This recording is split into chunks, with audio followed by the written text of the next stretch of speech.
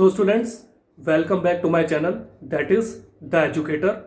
Today we are going to start our General English Speaking part 60, in which we are going to discuss about adjectives and their usages. So students, let's start our General English Speaking part 60. So students, let's start our General English Speaking part 60, in which we are going to discuss about adjectives यानी विशेषण. So let's start. So adjective basically means विशेषण, जो मैंने आपको पिछली class में भी समझाया था. ठीक है, तो अब उसका हम आगे का कुछ एग्जाम्पल वगैरह और डेफिनेशंस देख लेते हैं. ठीक है, 15 students pass the mid term exam, 12 students pass the final exam.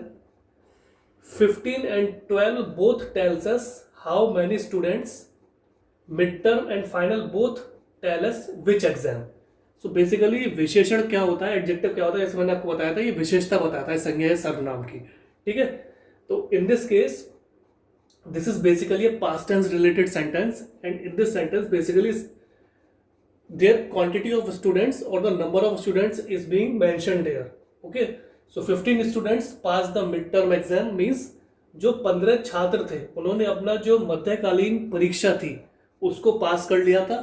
ठीक है, 12 students pass the final exam, तो जो 12 छात्र थे, जो 12 स्टूडेंट्स थे, उन्होंने अपना जो अंतिम परीक्षा थी, जो फाइनल एग्जाम था, उसको पास कर लिया था. तो इसमें आप ये देख सकते हैं कि 15 and 12 both tells us how many students. तो इन दोनों सेंटेंस में जो आपके 15 और जो 12 जो आपका एक नंबर फिगर दे रखी है, तो उससे ये पता लग रहा है कि कितने छात्र थे जो एग्जाम दे के आए थे. ठीक है, mid term and final both tell us which exam. तो आपका जो मध्य युगीन जो आपका टाइम है और जो फाइनल एग्जाम है, तो उसमें ये बता रहे हैं कि कौन सा एग्जाम वो, कौन सी परीक्षा वो दे के आए थे. ठीक है, तो एक बार फिर से इसे बता देता हूं.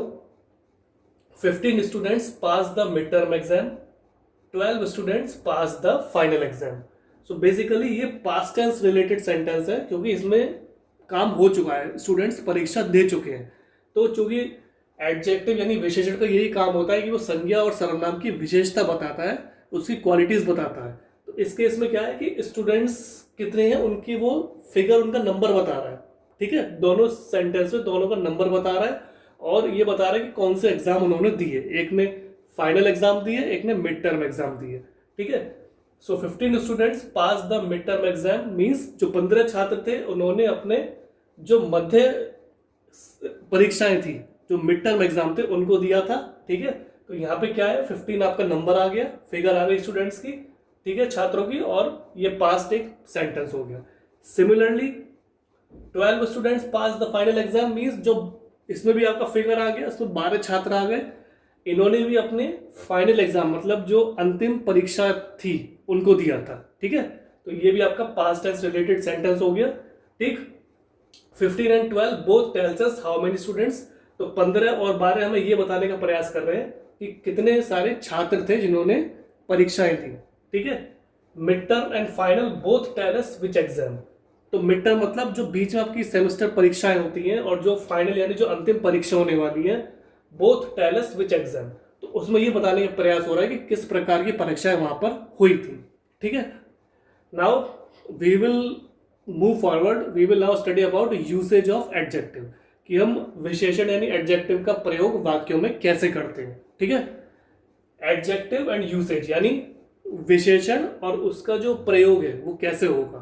ठीक, एडजेक्टिव प्लस नाउन मीन्स विशेषण प्लस संज्ञा. जब हम विशेषण और संज्ञा को जोड़ते हैं तो क्या होता है.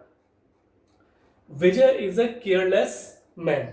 ठीक है, तो आप देख सकते हैं Vijay is a careless man, basically it is a present type sentence. ठीक, तो विजय क्या है, ये आपका नाउन है, संज्ञा है, क्योंकि it is a name of A male person. ठीक है, is a careless man, careless का मतलब हो गया जो बहुत लापरवाह है. ठीक है, जो अपनी चीज को टाइम पे नहीं करता, अनुशासित नहीं है, पंचुअल नहीं है, डिसिप्लिन नहीं है, केयरलेस है, टाइम पे कोई काम नहीं कर रहा.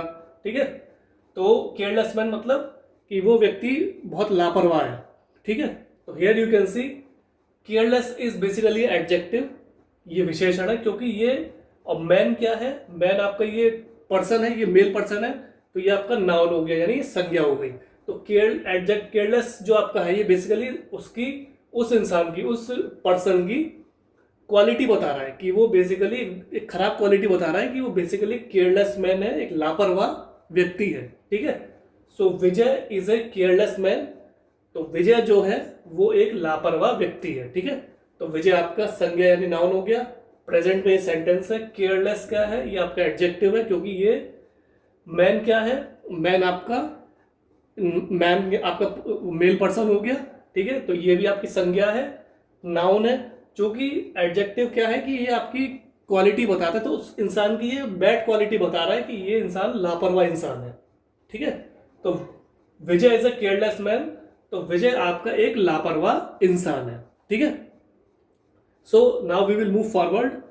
When used with a compound pronoun, example somebody, anybody, anywhere, no one, nothing, the adjective comes not before it. So in this sentence basically it means when used with a compound pronoun, जब हम adjective को, जो compound होता है, जो मिश्रित सर्वनाम होते हैं, जैसे कि somebody मतलब कोई भी, somebody मतलब कोई भी हो सकता है। ठीक, anybody कोई भी पर्टिकुलर व्यक्तियों में से कोई भी anybody हो सकता है। ठीक है, anywhere मतलब कहीं भी, किसी भी जगह। एनीवेयर हम कहीं जाते हैं, किसी पर्टिकुलर जगह जाते हैं, हम कहीं भी जा सकते हैं। ठीक है, नो वन मतलब कोई भी नहीं, नथिंग मतलब कुछ भी नहीं। ठीक है, the adjective comes after not before it. तो क्या होता है, जो आपका एडजेक्टिव है, जो विशेषण है, तो वो उसके बाद में आता है, कम्स आफ्टर बाद में आता है, नॉट बिफोर इट उससे पहले नहीं आता है। ठीक है, when used with a compound pronoun, जब भी हम मिश्रित सर्वनाम के साथ एडजेक्टिव या विशेषण को प्रयोग में लाते हैं, जैसे कि somebody मतलब कोई भी।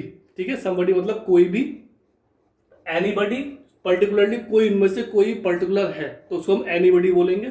ठीक है, anywhere मतलब कहीं भी, कहीं हम जाते हैं तो हम कहीं भी बोल सकते हैं, हम कहीं भी। ठीक है, no one मतलब कोई भी नहीं। ठीक है, nothing कुछ भी नहीं। ठीक है, the adjective comes after not before it। तो विशेषण क्या होता है, वो उसके बाद आता है, नॉट बिफोर इट उससे पहले नहीं आता है। ठीक है, give me something cool to drink. So basically it is a example and here you can see it is basically a present type sentence. Here you can see give me something cool to drink means मुझे कुछ ऐसी चीज दो जो पीने में ठंडी हो। ठीक है, तो give me something cool to drink, तो हम कभी कभी होता है ना, जब गर्मी के टाइम होते हैं, हम घर पे होते हैं, घर पे आते हैं तो हम अपने घर वालों से ऑर्डर करते हैं, order from our mother, mummy please give me a glass of cold drink और a glass of sharbat etcetera, है ना। तो similarly in this sentence it is a present type sentence and it is a order giving type sentence. So here you can see give me something cool to drink means इसमें ये order किया जा रहा है कि मुझे कुछ ठंडा पेय पीने का पदार्थ देने की कृपा करें। ठीक है, so the reason for this is that some, any and no themselves are all adjectives and they cannot follow other adjectives, they must come before them. So I have written adjective in short form adj adj। ठीक है, तो इसमें क्या है, reason मतलब कारण क्या है, द रीजन फॉर दिस, इसके लिए जो कारण है वो ये है, इज दैट सम, सम मतलब कुछ, सम में सब चीजें नहीं आती, सम एसओएम सम में क्या होता है, कुछ चीजें आना। ठीक है, एनी मतलब कोई पर्टिकुलर कोई भी चीज। ठीक है, एंड नो, नो मतलब कुछ भी नहीं, नथिंग कुछ भी नहीं, देमसेल्व्स का मतलब हो गया हम सब मिलके आपस में जो मिलके कोई काम करते हैं तो हम देमसेल्व्स होते हैं। जब ग्रुप ऑफ पीपल जब अपने से कोई चीज को इंडिकेट करते हैं तो वो देमसेल्व्स हो जाता है। ठीक है, आर ऑल एडजेक्टिव्स, तो वो सब विशेषण कहलाते हैं। ठीक है, and they can not follow other adjectives, और वो कोई और प्रकार का जो एडजेक्टिव है, जो विशेषण है, उसको वो फॉलो या उसका अनुसरण नहीं कर सकते। ठीक है, they must come before them, तो उनको हमेशा उससे पहले ही आना होगा।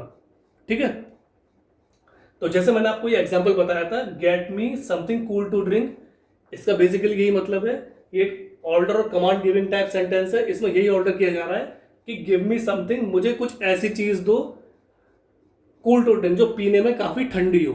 ठीक है, the reason for this is that some, any and no themselves are all adjectives, तो इसका जो मुख्य कारण यही है कि जो सम है, सम यानी मैंने आपको बताया उसमें आपकी लिमिटेड चीजें आ जाएंगी, ठीक है। सम मतलब कुछ चीजें, एनी कोई भी चीज, एंड नो, नो मतलब कुछ भी ना होना। देमसेल्स क्या हो गया, देमसेल्स जब कई सारे ग्रुप के लोग जब एक साथ होते हैं, जब उन पे कोई सेंटेंस बनता है तो वो देमसेल्स में आ जाता है, यानी हमारे ऊपर वो अपने इंडिकेट होता है, ठीक है। आर ऑल एडजेक्टिव्स, ये सब विशेषण कहलाते हैं, यानी एडजेक्टिव्स कहलाते हैं। And they can not follow other adjectives, और ये कोई दूसरे जो एडजेक्टिव है या जो दूसरा आपका विशेषण है उसको ये फॉलो नहीं कर सकते हैं, उसका ये अनुसरण नहीं कर सकते हैं, ठीक है। They must come before them, तो इनको हमेशा उससे पहले ही आना पड़ेगा, ठीक है। They must come before them, तो हमेशा उनको उससे पहले ही आना पड़ेगा, ठीक है students. So students, this was the general English speaking part 60, in which I tried to explain you about adjectives with proper examples and definitions and some usage of adjectives. We are going to continue this topic in upcoming class also. So students, try to read it, understand it, and try to use these sentences in your daily English speaking. So ultimately what will happen, your confidence will boost up, your personality will grow, and ultimately you will become a perfect and fluent English speaker in front of another person. So students, thanks for your valuable and precious time. Have a nice day.